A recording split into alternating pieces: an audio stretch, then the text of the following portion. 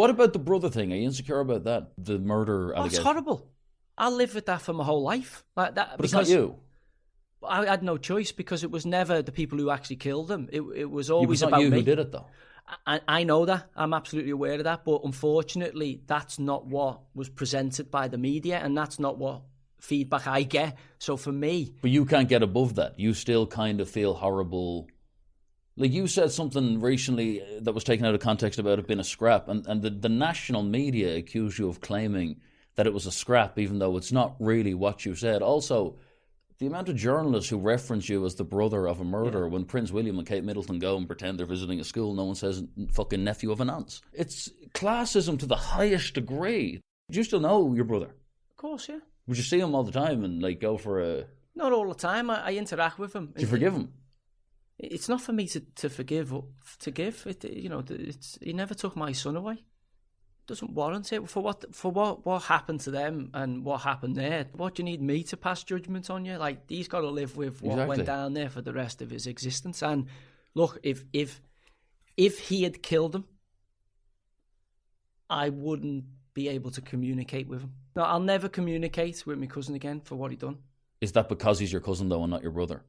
No, if my brother would have, because I don't forget, I've got eyewitness testimony in terms of I read all the court papers. There's a lot that went on, and I have to be mindful here, Michael, of, there's a family out there who are still and will forever grieve the loss of their son, and for me to talk about it is insensitive. And that's why when people have been tweeting it at me, look, sticks and stones will break my bones. I've had enough said to me over the decades that I've pretty much got what you would call rhino skin. But isn't it so ironic and so humorous that the people that tweet that actually think that they're bringing some kind of justice or making some kind of point? Well, because I started blocking them and hiding them, it wasn't because they were annoying me. It was like, this is just can't be nice for anybody who cared deeply about that kid. Because to be seen that, look, justice was served. I'm not saying I agree with it. I'm an eye for an eye. Now, I've mellowed as I got to 41, but I wouldn't have taken the position that G. Walker took, and how she handled it, and I have enormous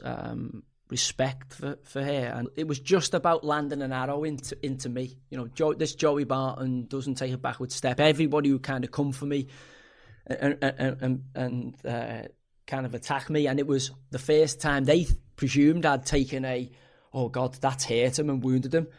Not ever, because they're so intent on attacking me, not my message or what I'm saying. They're so intent on attacking me that they lost sight of, this can't be good for the people that, like, this is just not good.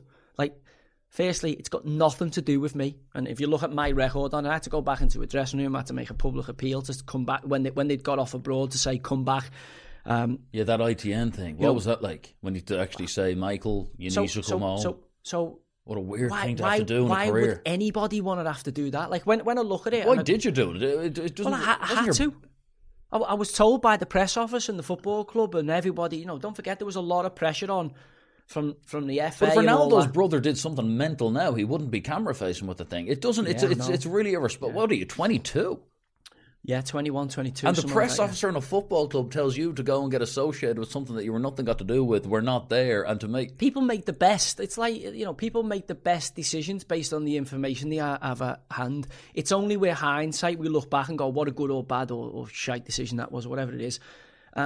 It's like the COVID thing. I think a lot of good people have made the best decisions to protect people, and look, clearly it's been a mad technology, and, I think good people have tried to do the right thing and got it wrong, which happens in life. If we try and go through life, which I think we're approaching, I think the end point of kind of wokeness, where everybody's got to be perfect, and if you've said something or done something, then that's the end of you, then they're going to be boring, mundane, bland people. I think life is fantastic when you meet these balmy characters who've had these mad experiences, who talk about them openly and say, don't do that because I tried that, or if you're going to do that, be mindful of this. And I think when we all communicate, not all think alike. When we disagree and we go, you know what, like what you said earlier on, I didn't agree with you about bitch, but totally understand your perspective, and it's got me thinking differently. And the more we converse, the more we change each other's observations, I think the better the world we exist in is.